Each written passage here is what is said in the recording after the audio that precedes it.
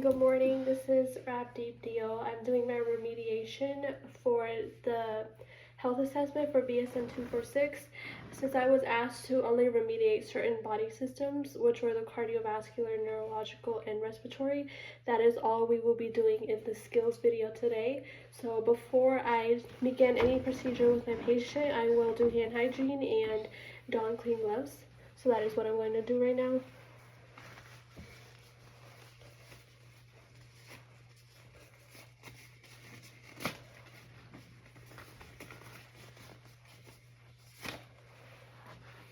Hi, can you please state your name? Can you please state your name and date of birth for me?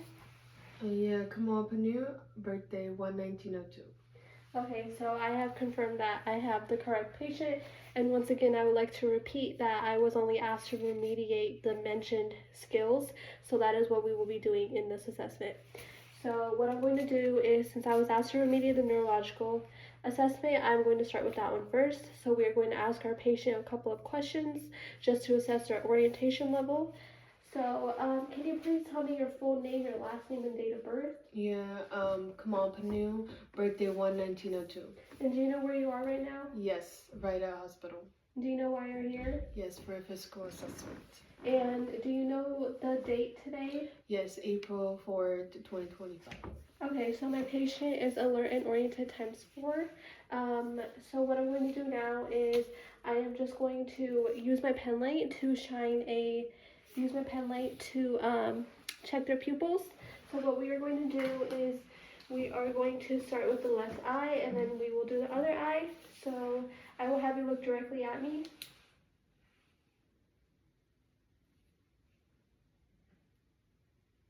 And now we will do the right eye. Right at me. Okay, and now I will have my patient focus on the tip of the pen light and follow it with their eyes.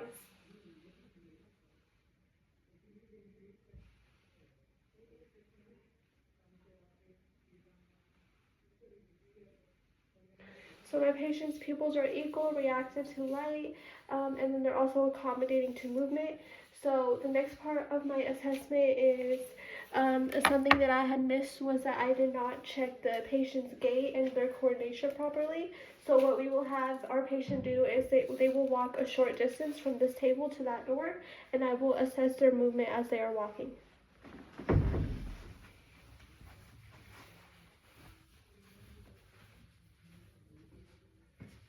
And now I'm going to have my patient stand right here. So as I could see, our patient's gait is steady, is balanced. The patient is not limping. They don't seem to have any difficulty in walking. They don't need any assistance in walking either. Do you have any difficulties such as stiffness or pain while you walk? No.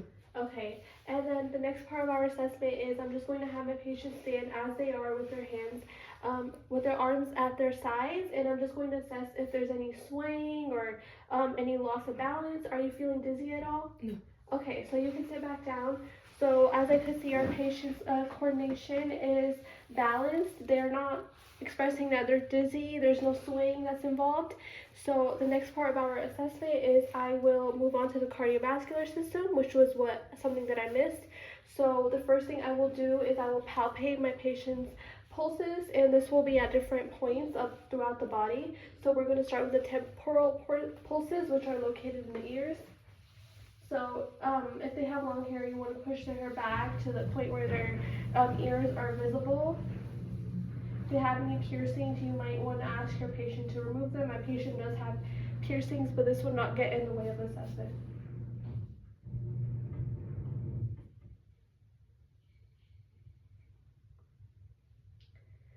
So I can feel that my patient's pulses are equal bilaterally. They're equal in rate and rhythm. So next thing I'm going to palpate is the patient's carotid pulse, which is located at the neck. And let me know if you're experiencing any discomfort or pain. Any pain? No. Okay. Now we are going to move on to the radial pulses, which are on both wrists. So we are going to push the sleeves back on both arms. If there's any hair ties, you want to get that out of the way as well.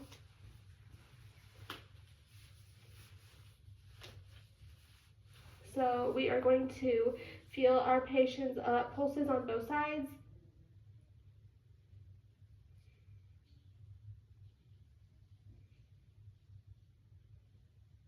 So I can feel that my patient's pulses are not diminished, they're not bounding, they're at a normal rhythm. They're also equal in rate, and they're also equal in their rhythm. One is not stronger than the other one. So the next place where I will palpate the pulses is the pedal pulses, which are located at the feet. While we do this, we can also check the feet for any edema that might make it hard for us to palpate the pulses. In that case, we would have to use a Doppler, but in this case, my patient does not have any edema that's present at their feet, so we are going to begin palpating the pulses.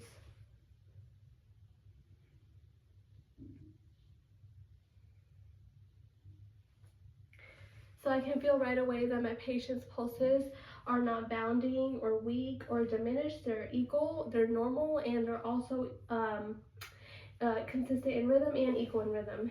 So the next part of our cardiovascular assessment is that we check for circulation. So what we will do is we will check for circulation in our patient's fingers on both hands. So I will gently press on the fingertips and watch for the blood to come back.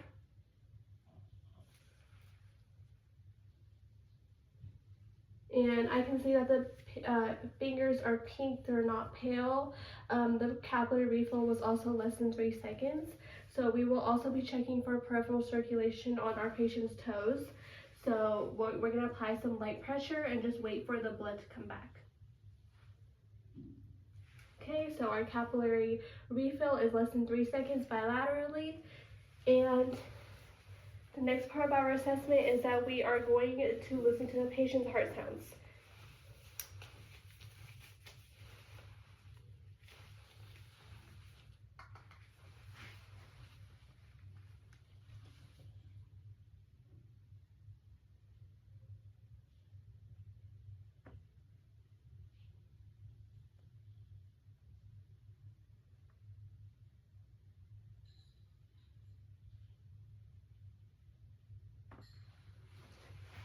My patient's heart sounds were heard at S1 and S2.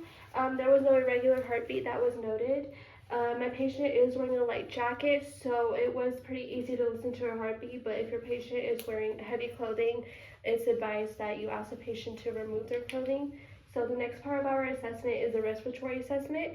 The first thing I'm going to do is ask the patient a couple of basic questions, and then we'll begin with the assessment. So, do you have a history of asthma? No. Okay. Have you ever used any inhalers, bronchodilators? No. Okay. And have you noticed any coughing recently? No. Do you use any over-the-counter cough medications? Mm-hmm. Okay. So the first thing I'm going to do is I will just take a look at the patient's nose. The septum is straight, it's midline. So what I'm going to do now is using my pen light, I'm just going to shine my light into your nose just to take a look at both your nares. So you can look directly at the ceiling.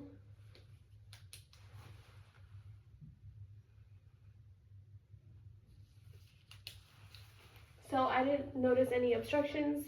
I didn't notice any anything in the patient's nostrils that would prevent any breathing. So what I'm going to have you do now is I'm going to have you press on one nair at one time and let me know if there's a difference in breathing.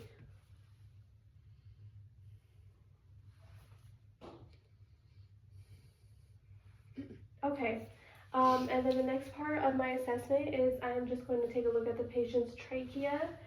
So we can see that it's midline, there's no deviations. I'm going to palpate the thorax, so I'm just going to palpate around the chest to feel if there's any bulges, any abnormalities such as masses. So let me know if this causes you any discomfort. So I'm looking for any tenderness, something that would not be normal.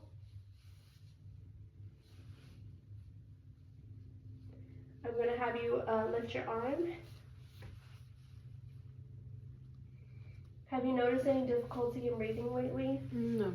Okay. And the same thing with the back.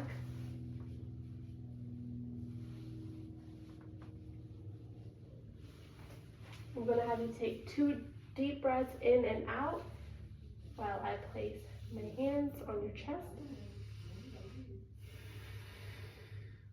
One more. Okay, so there was no tenderness that was noted. I didn't palpate any masses or any bulges. While I was palpating the patient's chest, the skin was warm to touch, and there was no bruising that was noted. The patient's chest falls and rises equally. The patient's breathing is non-labored. The respirations are even. The patient does not seem to be using any abdominal and any accessory muscles such as their abdomen to breathe. The patient also reports no shortness of breath, and the patient does not have a medical history of asthma or any other breathing disorders. So what we can do now is we can listen to our patient's lung sounds. So I will start with the front of your, I'll start with the interior, then we'll make our way to the posterior, okay? And I will have you take deep breaths in and out.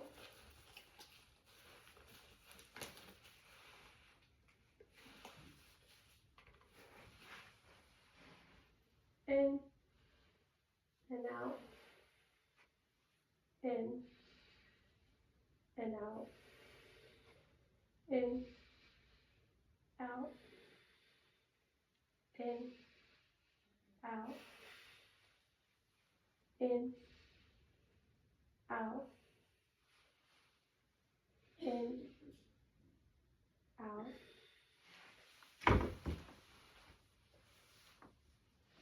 In, out. In, out. In, out. In, and out.